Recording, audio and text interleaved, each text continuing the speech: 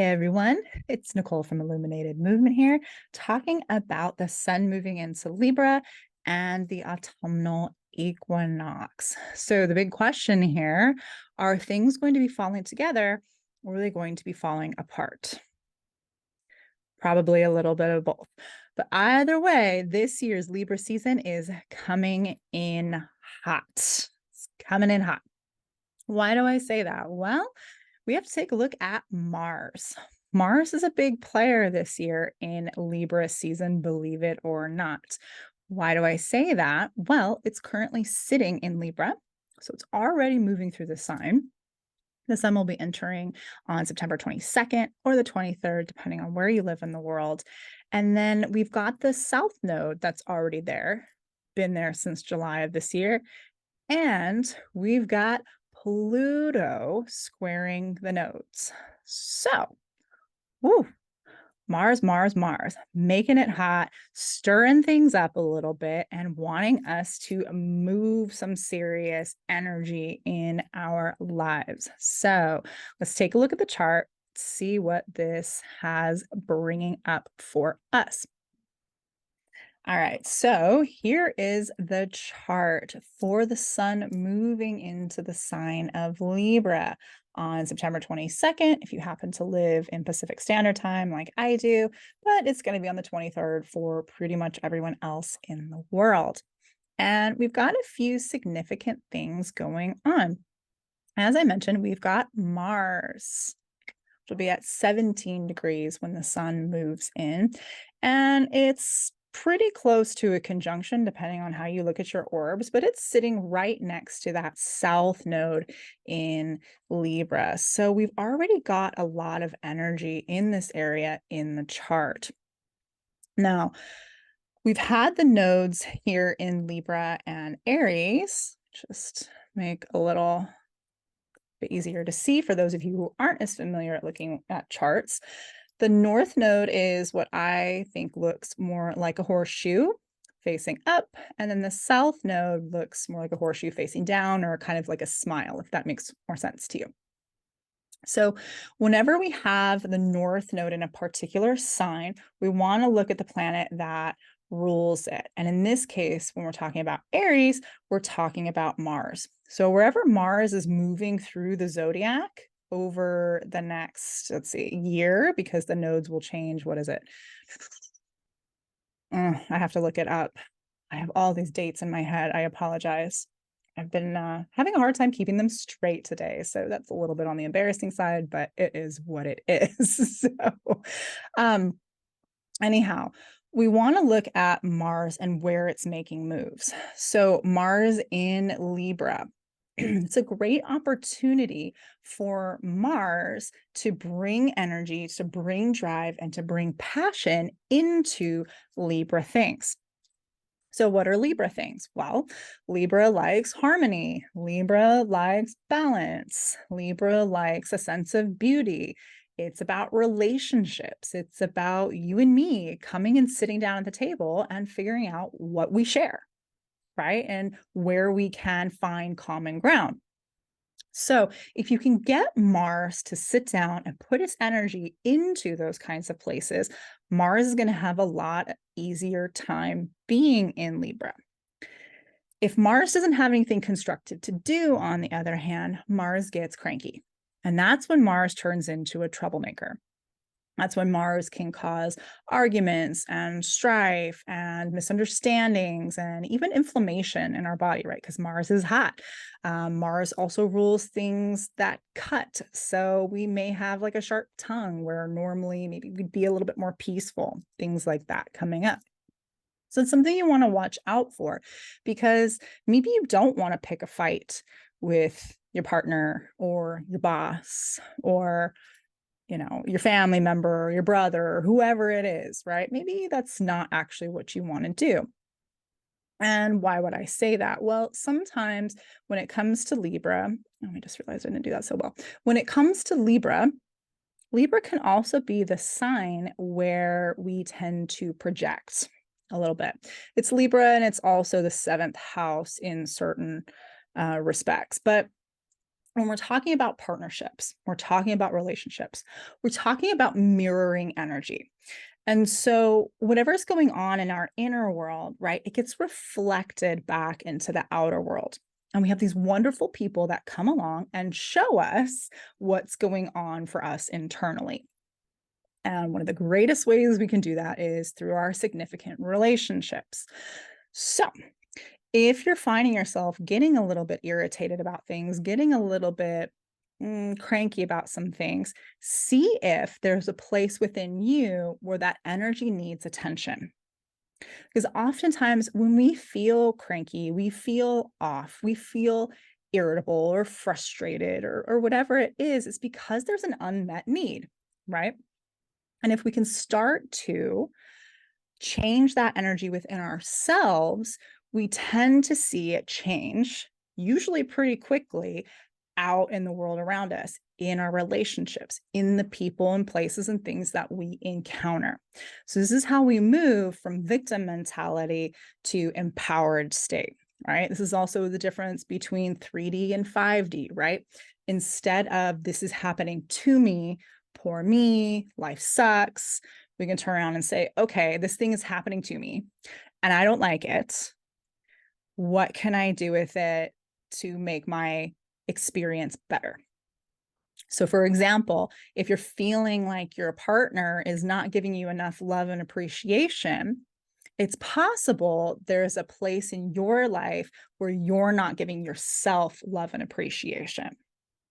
Right. So starting to do those kinds of things, it changes what gets drawn to you, right? That's the law of attraction. That's quantum physics. That is that whole energy is that we are causing an effect. So when we look at the life around us, we can see what's working well and what's not working well based on our own relationship to certain energies. So we get a really, really, really amazingly great opportunity this Libra season to work on whatever imbalances are happening.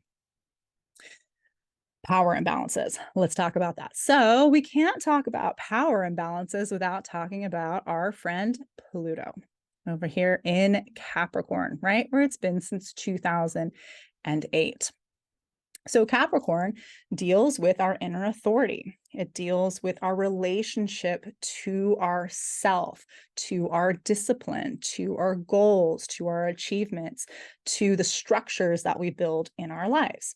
We're talking about it from a personal standpoint. If we're talking about it from more of a world standpoint, we're talking about things like the big structures like governments and corporations and things that are in authorities and rules of society, stuff like that.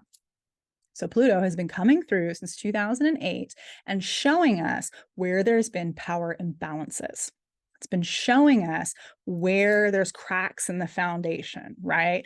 Where the wood is rotting and the building is going to come down. It's showing us that. Pluto's not the easiest energy. It's not sunshine, puppies, rainbows, right? It's a tough energy to deal with, but it's not doing anything bad to you. So the more we can change our relationship to Plutonian energy, to understanding that Pluto is actually trying to show us buried treasure.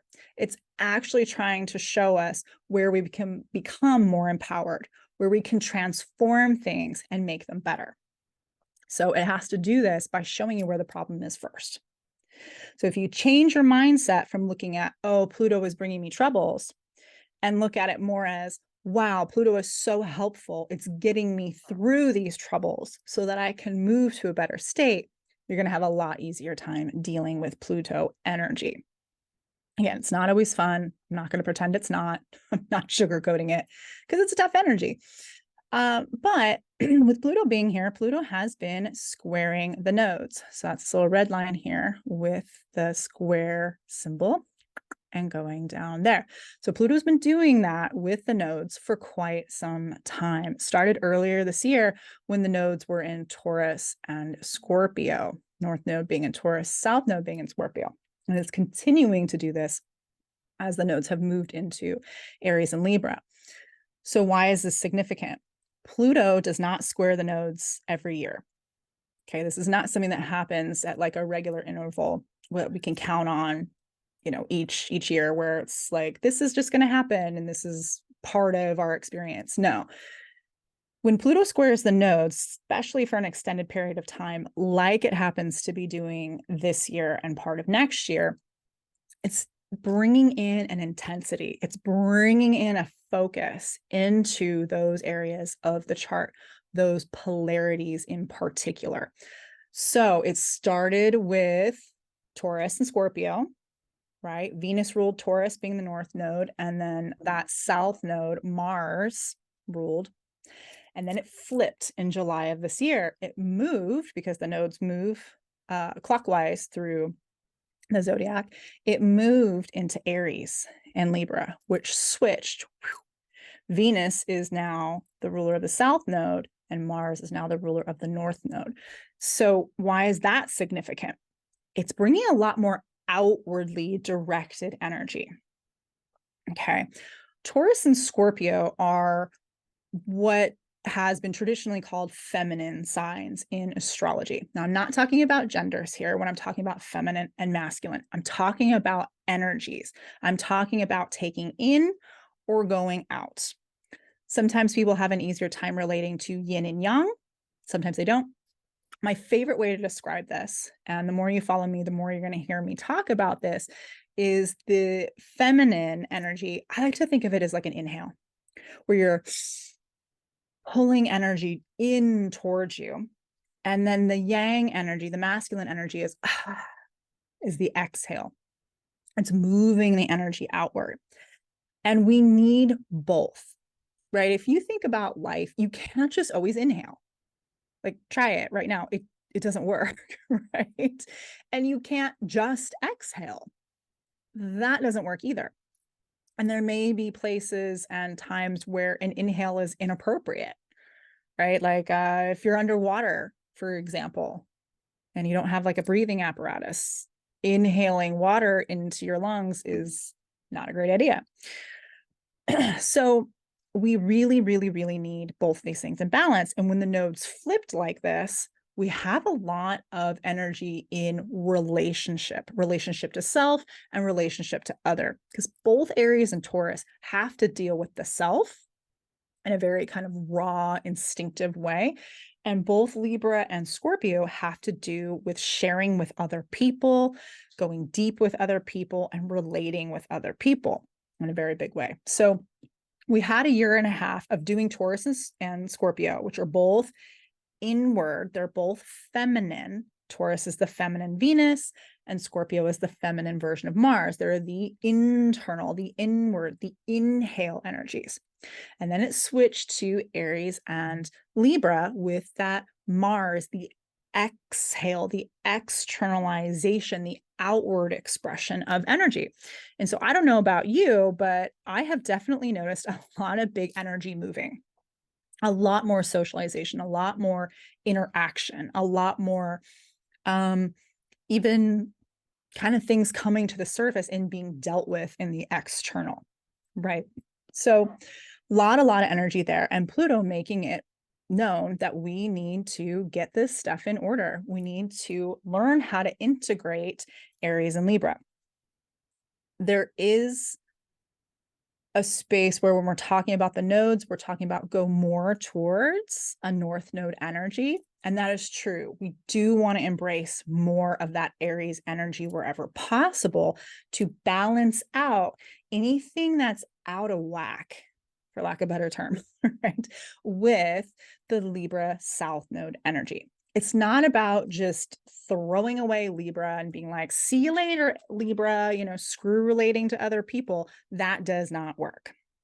Okay, so don't just throw out Libra energy, but throw out, move on from, let go of places in Libra energy that are causing distortions, that are causing imbalances of power, that are causing manipulation, causing disharmony. Those kinds of Libra things, those need to go. Pluto's going to bring them up and it's going to say, hey, here's all this stuff on the table. It has got to go. Okay. So be open to change. You may be very open to change. You may have a lot of mutability and you're like, great, bring change on, right? You may have a lot of fixed energy and you're like, no, thank you very much. I have spent all this time building this thing that I do not want just to crumble. Either way, just remember, if things are changing, if Pluto is bringing big transformation, if these nodes are bringing you big transformation in whatever area of life it is, remember that there's a reason and that there's something good contained in there. No matter what it is, there is something in there that will be to your benefit at some point. And that may be an annoying thing to hear right now. And I realize it's easier said on certain subjects than not. But we have a lot of that energy coming in. So as I said at the beginning, this Libra season coming in hot with Mars, literally Mars is fire, but also exposing things that are out of balance, right? So when things are way out of balance, what happens? They tend to fall apart. Is it going to fall apart or is it going to fall together? I don't know. I'm not a magic 8-ball. That's not what astrology is for.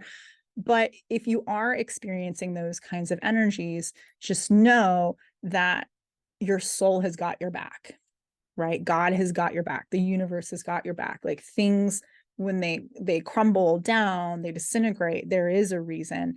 And grief is a normal part of that.